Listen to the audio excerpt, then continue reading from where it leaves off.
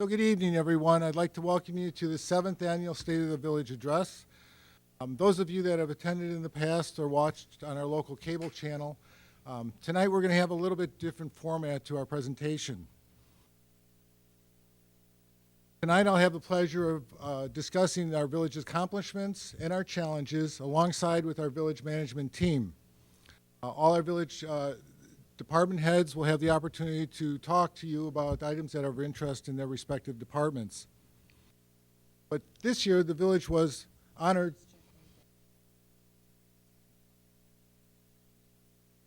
No, we do not. This year, the village was honored to receive 3 recognitions. The first one was by Movado. Movado named Grange Park one of the 10 best Chicago suburbs, and they looked at our high quality of life, our low crime rate, quality of our educational institutions, and the access that we have to amenities. Early in the year, the village was also ranked by Value Penguin as the 7th safest small city in Illinois. And just recently, we were notified that we'll be receiving the Metropolitan Mayor's Caucus Environmental Achievement Award. The Metropolitan Mayor's Caucus noted that our sustainability plan will be used as a foundation for the regional template sustainability plan, as our plan is both balanced and realistic. And these are all honors that we're very proud of. For those of us that call Grange Park home, these recognitions that doesn't come as any surprise to us. However, great communities just don't happen by accident. It's only through careful planning, ongoing commitment, and focus on fiscal responsibility that our village continues to thrive in these hard and difficult economic times. One of the people that is responsible for leading our community in this direction is our village manager, Julia Cedillo. So now Julia will give her presentation. Julia? Thank you, President DeCipio. Good evening. As the village manager, I am responsible for managing the day-to-day functions of the village, the operations of the village, and executing the policies as set forth by the village board and president. In conjunction with the members of the board, who truly have residents' concerns at heart, we also have a very dedicated staff who, through 6 departments, works hard each day to provide the best possible services possible to our residents. But it all starts with a vision. And the village board and president are responsible for the development of a vision for the community, its policies, and a long-term strategy for sustaining the village financially. Each year, the village board gathers for a strategic planning workshop to review and discuss key issues in depth. Staff helps facilitate this process. Past strategic planning sessions have been focused on topics such as identifying key priorities for the village. And the priorities that have been identified by the village are as follows. There's 5 of them. Maintain fiscal responsibility with sound budget practices, improve and maintain infrastructure and roads, maintain and communicate good government practices and services, maintain public services through safe practices and proper equipment, and finally, attract, retain, and expand businesses. The village board has also engaged in a strategic planning evaluation for short and long-term capital needs of the village and to review the village's fees, fine, and revenue structure. This is done in an effort to determine how we might pay for our growing capital needs for the village. This past year, the village board held 2 strategic planning sessions, both focused on the needs that need to be done to sustain the village financially over the long term. The first session was held in February and focused on the potential of creating a tax increment financing district in the village. Assistant Village Manager Emily Rodman will be speaking about this more later on in the presentation. The second session, held just this summer, was focused on evaluating options for how the village could finance its long-term capital needs. Specifically, we focused on 2 areas. One was capital needs in terms of road infrastructure, and the second was fire equipment, fire truck, and an ambulance. Director Larry Noller will share more about the results of that session shortly. It is important to note that the environment in which local government works is ever changing, In terms of resident needs and in priorities, the population in LaGrange Park itself is ever-changing. The trends in services, economic conditions, state and federal regulations, and mandates, all of these things are ever-changing. And the state of Illinois as an environment is becoming particularly challenging, and President DeCipio talked a little bit about this in his introduction. With no budget in place, there is a hold on 5 sources of revenue for our community. At this time, we are not receiving revenue for motor fuel tax for our roads, 911 funding for our dispatch operations, and use tax for our general fund operations. There is also a hold on grants. The iGig grant, for which we designed our downspout disconnection assistance program, and the OSLOD grant, a park district initiative for improvements to parks. With the village board being proactive through strategic planning, it allows us to better anticipate challenges, react more quickly, look for opportunities, and forge ahead in the best possible manner for this community. Before I turn it over to Finance Director Larry Knoller, I would just like to say, if there was one message I would like to impart to residents this evening, it is that your village is a proactive one, it is a responsive one, and it is a responsible one. The village board, president, and the staff are available to residents to discuss issues and answer any questions, so please don't ever hesitate to ask. And from here, I'll turn it over to Larry. Thank you.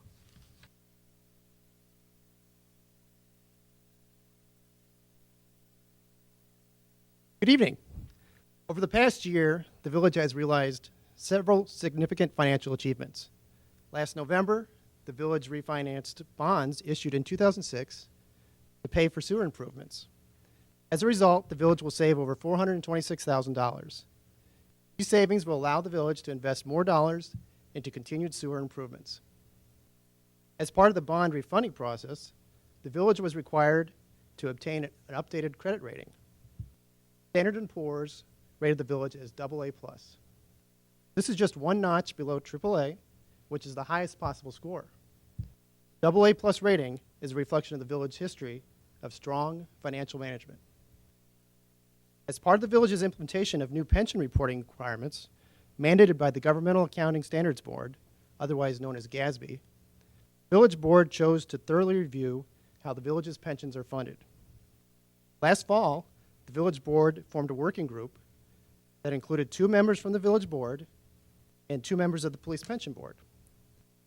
The working group was tasked with selecting and working with an actuary to review the actuarial assumptions used to calculate the village's annual police pension contribution, and to incorporate those assumptions into a recommended pension funding policy for the village. The working group's recommended funding policy was approved by both the village board and the police pension board in April of 2015. The new funding policy reflects the village's commitment to meeting its financial obligations in a fiscally responsible manner. The village's general fund ended the fiscal year of 2015 in a stronger financial position than was originally budgeted, and included $1.2 million in transfers to fund needed road projects and equipment replacement. The village received increased sales tax due to new businesses, additional permit revenue from home and commercial projects, and higher shared revenues from the state. All of these were positive indicators that the economy continues to recover from the Great Recession. However, there were also signs of continued challenges as well. Telecom taxes, a major revenue source for the village, continued a long-term trend downward. In addition, there are continued efforts at the state level to reduce municipal revenues. The village's share of income tax, motor fuel tax, and 911 fees are all vital in supporting essential services to village residents. Reductions in these revenues by the state would result in reduced services or require increased local revenues.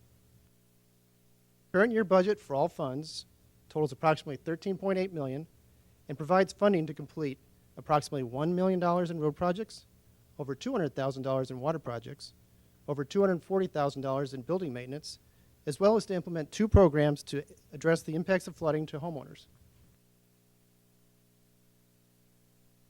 In recent years, as a result of the Great Recession, the village has taken additional proactive measures to control costs. The village has focused on how the services are delivered and through the local revenue study, made adjustments to fee structures. Despite these efforts, costs to provide essential services continue to increase. In addition, one of the primary challenges for the village in the near term is to continue to repair and replace aging roads, water, and sewer infrastructure. Village board and management are working diligently to meet the necessary funding for the maintenance of the village's roadways, including aggressively pursuing grants and matching funds. However, the 2014 paving evaluation identified many more roads in need of repair than current funding can support. At the June strategic planning workshop, the village board discussed the need for additional funding for the village's long-term capital program. Existing revenues are not sufficient to maintain the village's 35 miles of roads at a sustainable pace and replace essential fire department equipment. As a result of that strategic planning workshop, the village board recently approved including 2 bond questions on the March 15, 2016 election ballot. The proposed combined $11.2 million in bonds includes $10 million for road projects, $1.2 million for fire department vehicles and equipment. With that, I'm going to turn it over to our Public Works Director, Brendan McLaughlin.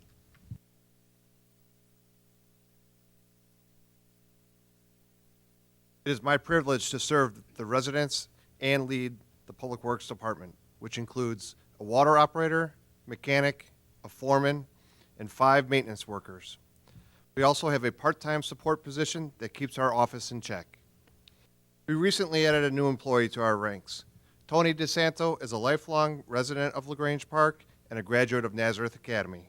He was also one of our summer workers a few years back.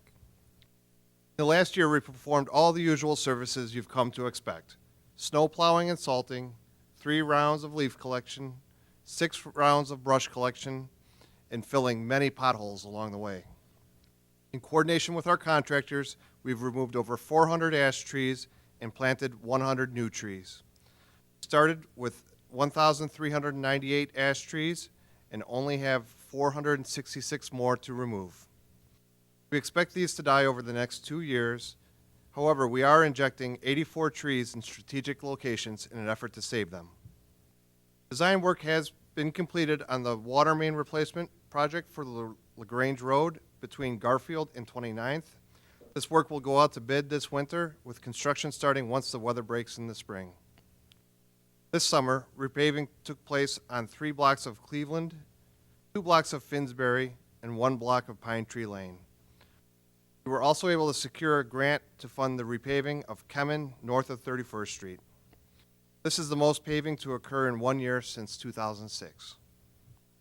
While there remains many more streets in need of paving, the voters will decide in the March primary if they want to fund a 10-year road program, which will repave all streets currently identified as needing resurfacing.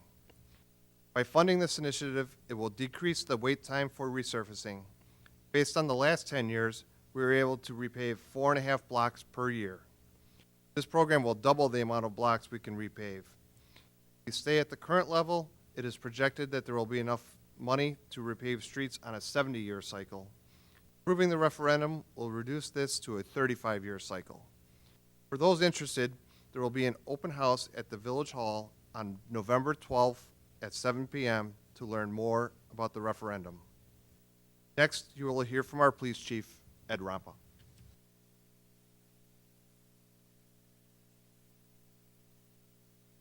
Thanks for all attending.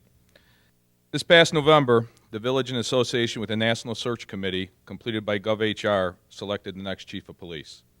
I was chosen to lead this great village, which I have served since 1999 as a patrol officer to now chief of police. It's also opened new opportunities for advancement and career development in the police department, and it's positively added to the overall morale, commitment, and dedication to this outstanding profession.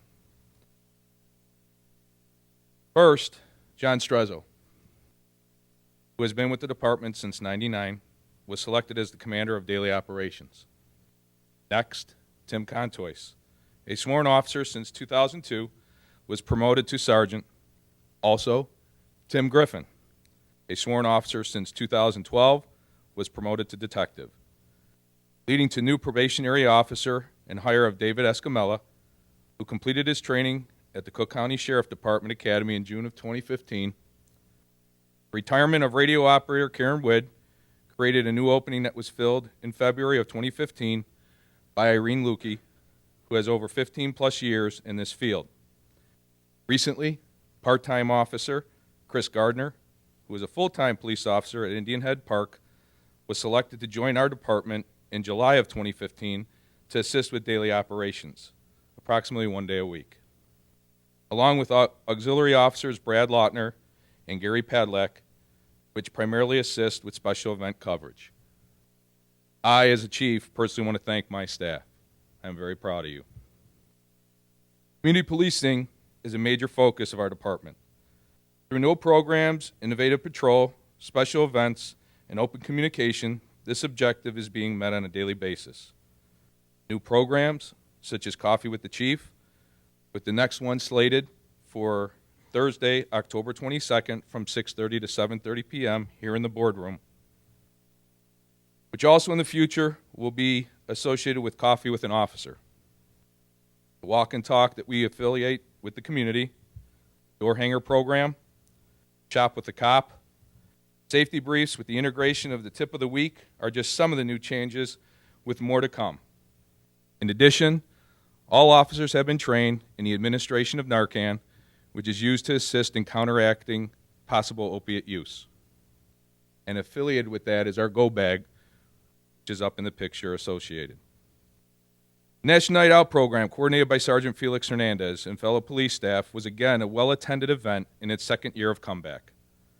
Special thanks to the village president and trustees, each and every one of you, for taking the time to attend as well. The return of the Adopt-A-Cop program, which is entering its 15th year, affiliated with K through 8th grades. The bringing back of the Spark Plug program at Park Junior High, consisting of police department staff in conjunction with risk students meeting once a month for 1 hour study, 1 hour activity, and 1 hour mealtime. The police department also distributes electronic safety bulletins, usually on a weekly basis, informing residents of the most recent police incidents to be aware of, and adding a detailed tip for personal safety. To sign up and receive these bulletins, please visit our website. The village remains committed to providing top quality services to all our residents and business owners as well. An example of this is an agreement between the Village of LaGrange Park, LaGrange, and Western Springs to consolidate our police, fire, and ambulance dispatching services. The name for the new consolidated dispatch to be housed at the Village of LaGrange will be LTAC, which stands for Lyons Township Area Communications Center. This extensive project continues to move forward, in large part due to the efforts of the recently hired Executive Director, Kim Knutson, in June of 2015. The Executive Committee, comprised of all village managers, and Operations Committee, comprised of mostly police and fire chiefs, have been meeting on a regular basis to establish the overall needs of the center. The goal is to have LTAC operating in 2016. The village continues to benefit from the police department participation in local debt recovery. Through this program, initiated by the Illinois State Comptroller Office, the village has been able to recover outstanding parking tickets. This past fiscal year, these fees and fines associated with 468 tickets totaling over $26,600. That's my record staff that does the job. In July of this year, the police department was awarded $46,000 Justice Assistant Grant. The Department of Homeland Security and Emergency Management, Cook County Division. This grant will be utilized for the purchase and installation of new front and rear cameras in the village patrol vehicles. This program, as well as the LTAC program, will be under the direction of our Deputy Chief, Phil Kubistaw. We anticipate the cameras will be installed and fully operational within a couple of weeks. The coming year, the Board of Police and Fire Commission will be involved with completing a testing cycle and a final eligibility list for the village sergeant position and probationary police officers. This testing is done every couple of years, depending on how many positions that are open in the village and how many people pass the test, along with when that list expires. I will now turn it over to the Fire Chief, Dean Magos.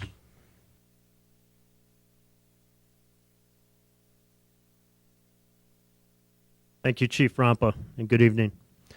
I've had the honor of leading the village's fire department for the last 14 years, and the fire department continues to work to both maintain and enhance the level of service to our community. Our department continues to operate using a combination of full-time contract paramedic firefighters and mostly dedicated part-time or what are considered paid-on-call personnel. All of the personnel are vital to our department's efficient service. Most of our paid-on-call personnel hold full-time jobs in addition to their service to our community, with many having careers outside of the fire service. Over the past year, the fire department responded to over 2,000 calls for service, with over 75% of those calls being EMS related, summoning our ambulances, paramedics, and EMTs to 1,652 incidents. The remaining calls were responses to fires and various other emergencies. Between these EMS and fire responses, many emergencies were quickly and safely mitigated thanks to our dedicated and skilled staff.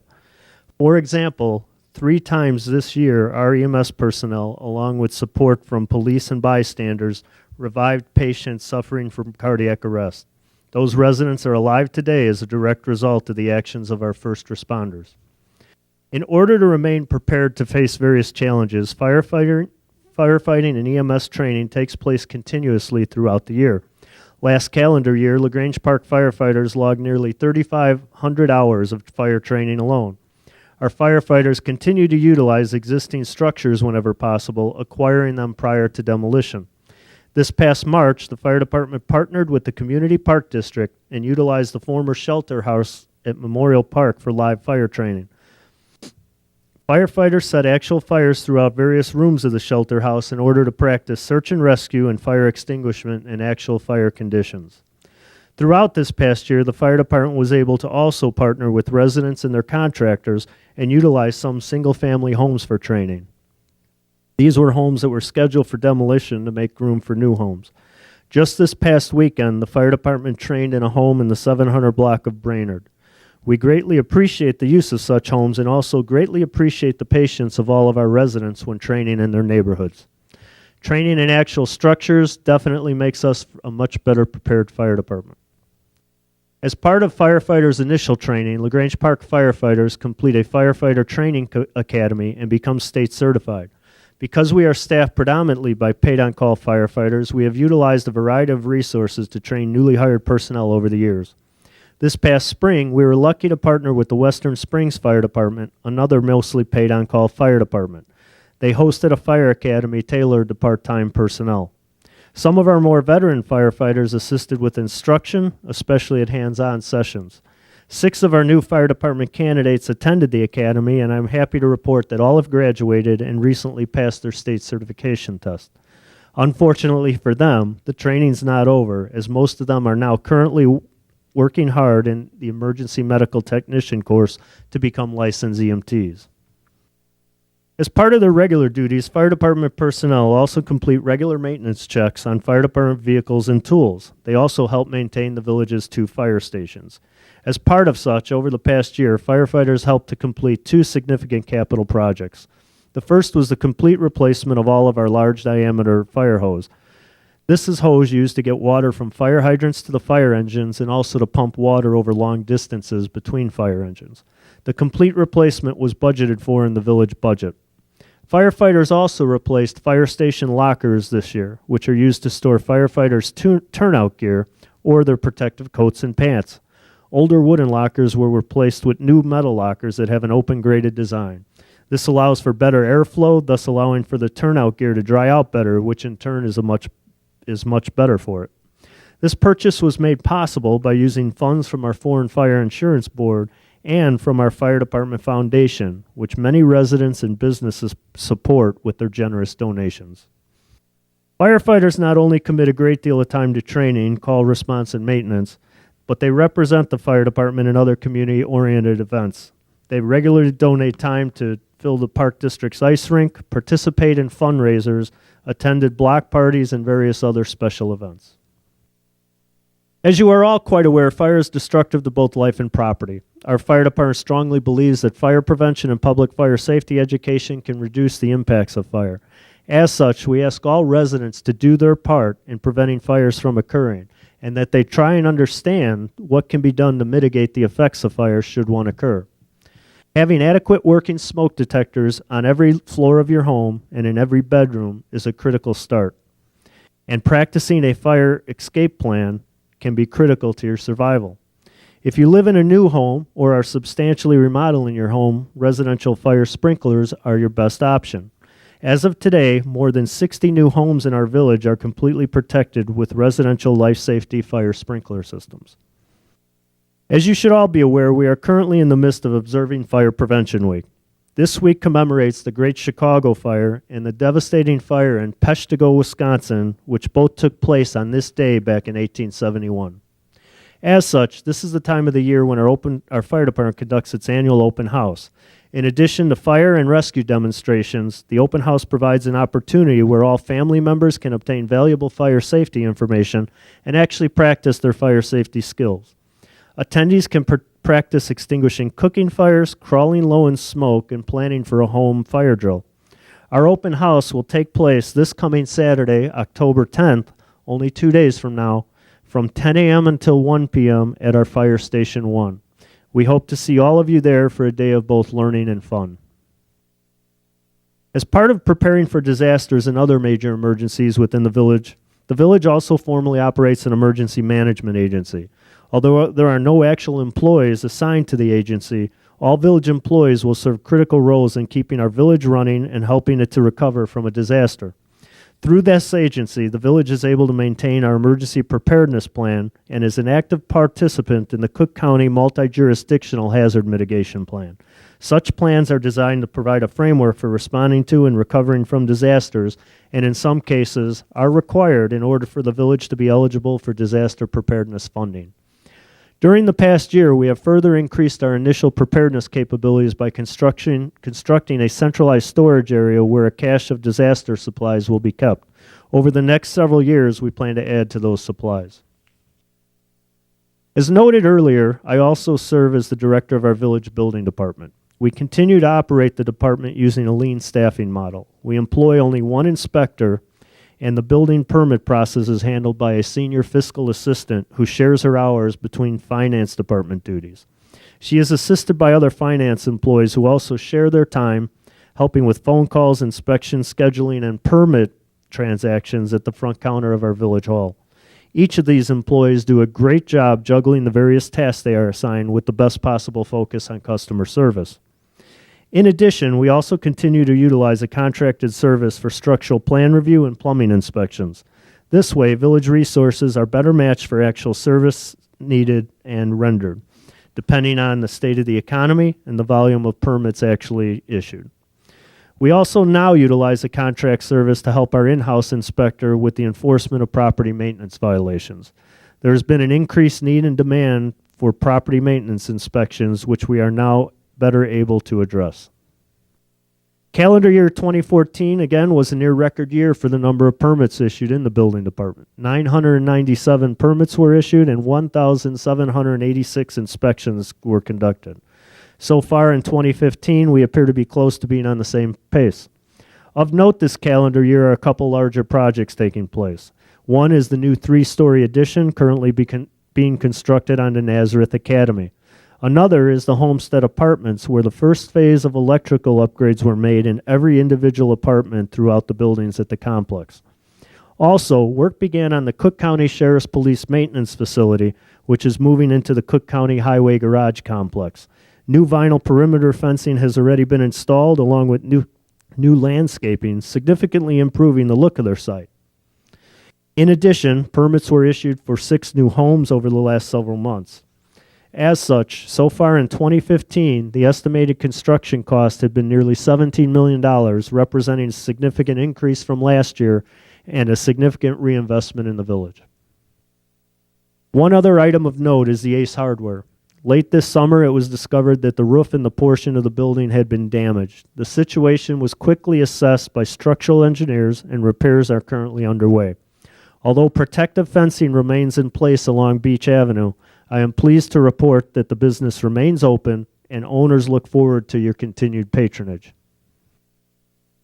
As you may know, the village had previously been awarded a $416,500 Illinois Green Infrastructure Grant from the IEPA for a new downspout disconnection assistance program.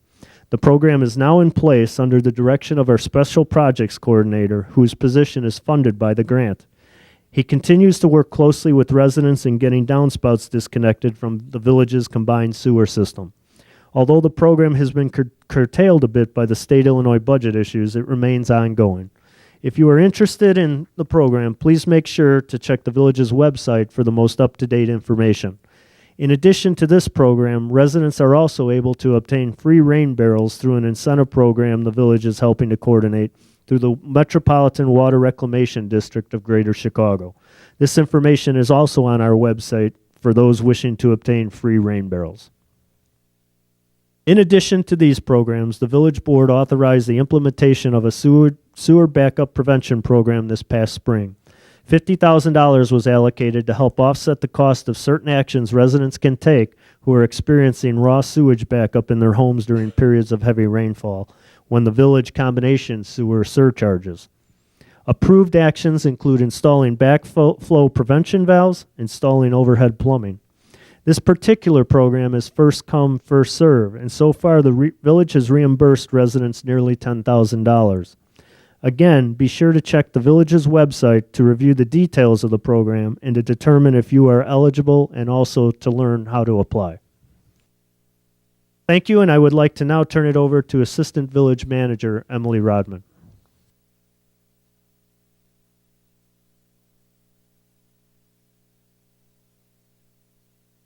Good evening. In an effort to be environmentally friendly, reduce costs, and improve efficiency, the village recently completed the implementation of a new paperless agenda process. Similar to many other local municipalities, the village board meeting materials are now distributed to all village board members and certain village staff members electronically. Board members and staff review the materials on iPads. The new paperless process significantly reduces staff time and village costs associated with producing and distributing the bi-monthly agenda packets.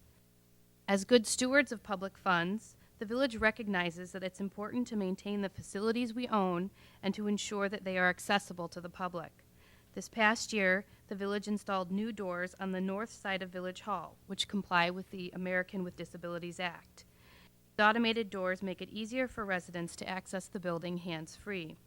The village also installed new AEDs in the lobbies of Village Hall and the Public Works facility. This fall, the village will install a new emergency backup generator to support the village's operations in case of a sustained power outage.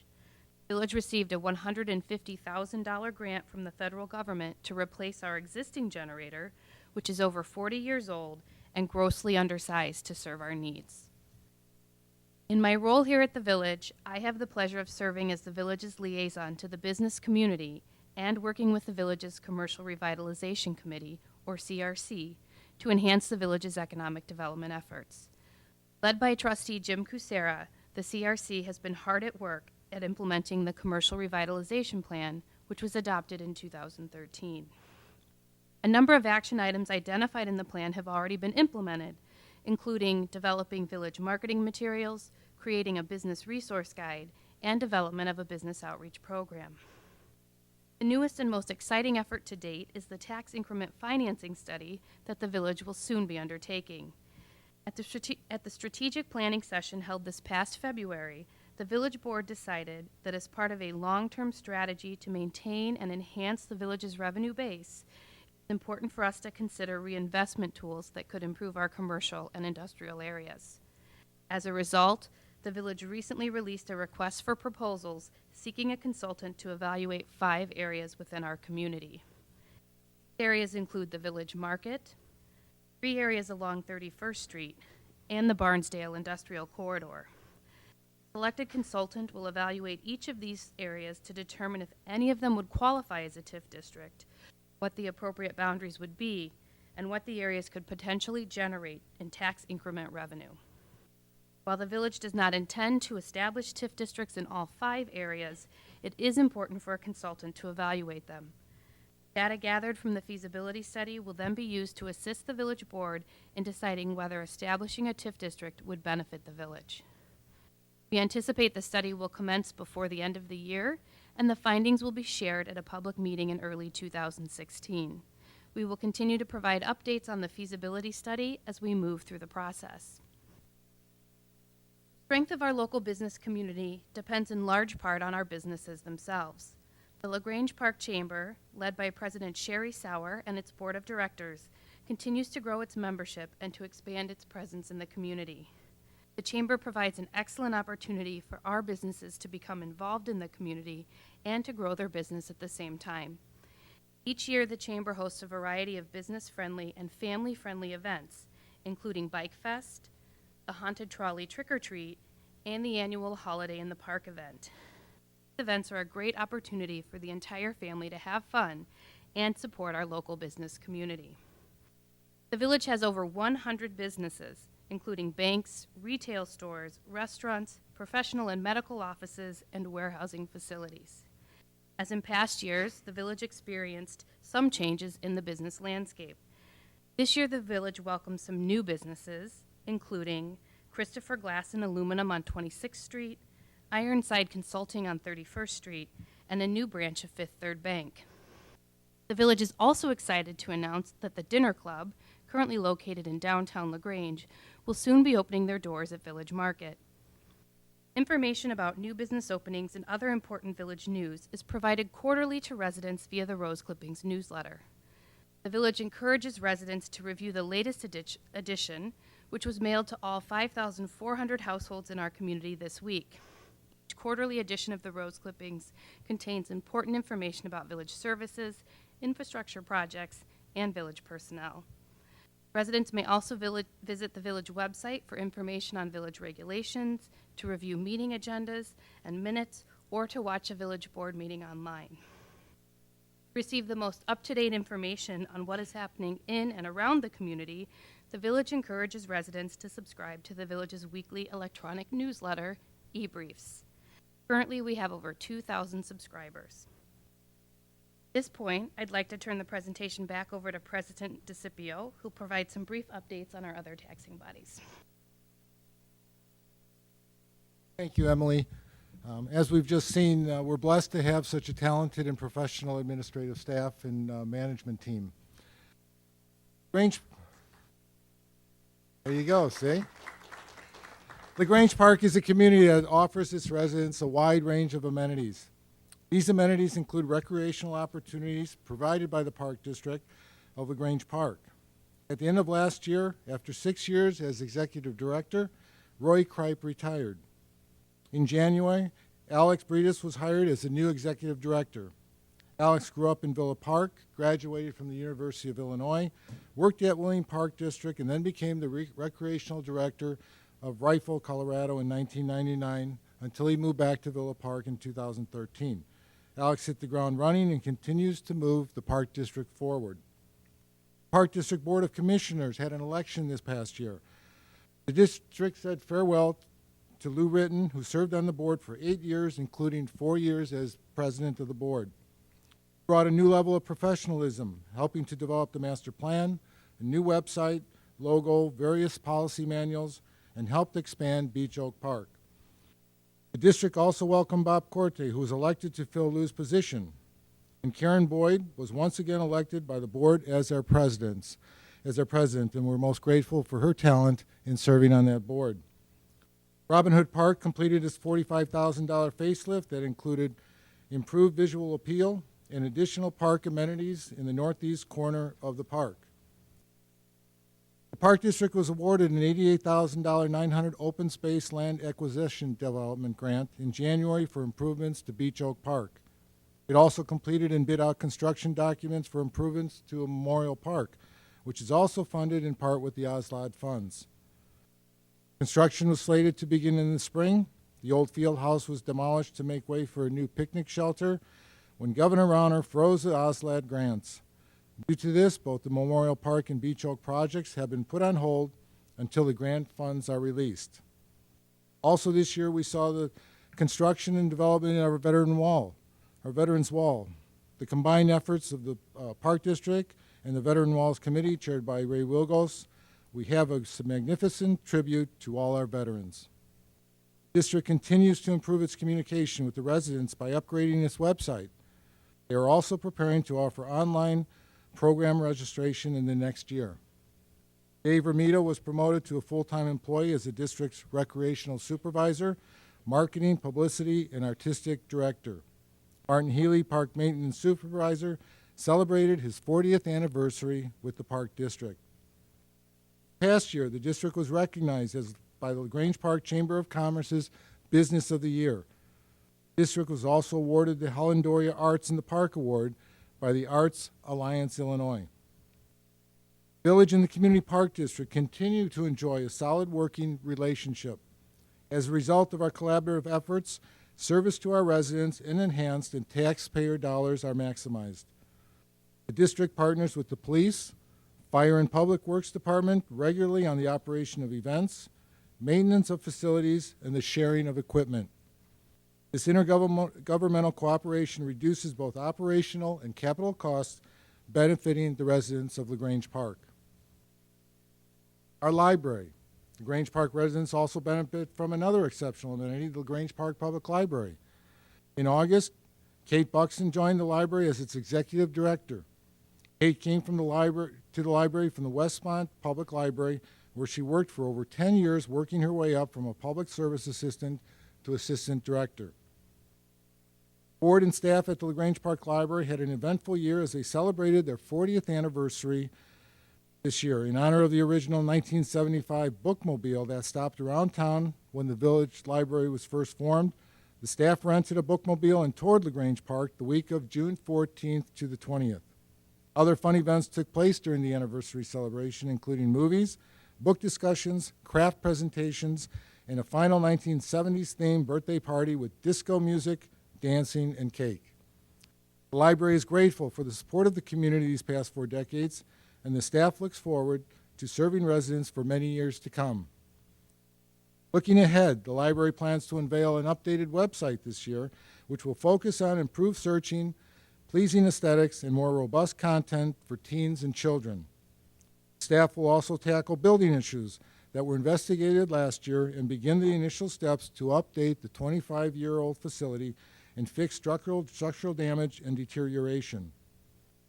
Staff continually strives to meet the needs and wants of modern users with new electronic services like free downloadable music, movies, magazines, and books. Dozens of computers are available for public use, along with nearly 100,000 physical items to choose from. Residents are encouraged to sign up for a library card and make use of the many valuable resources that the library has to offer every day. One of the ways the library board and staff plan for the future is by asking for feedback from our residents.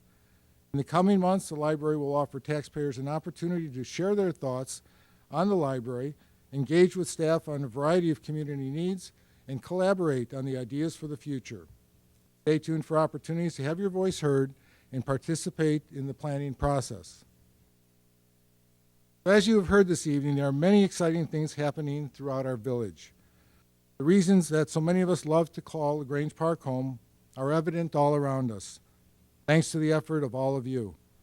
Our community continues to benefit from the leadership of the village board, passion of the business community, the expertise of our village staff, and the dedication and commitment of our residents. For that, I extend my sincere appreciation to all of you. LaGrange Park is a community of neighbors, and together we can build a better and more sustainable future for our community. Thank you all for taking the time to attend the State of the Village address this evening, and those who turned into Channel 6 or Channel 99.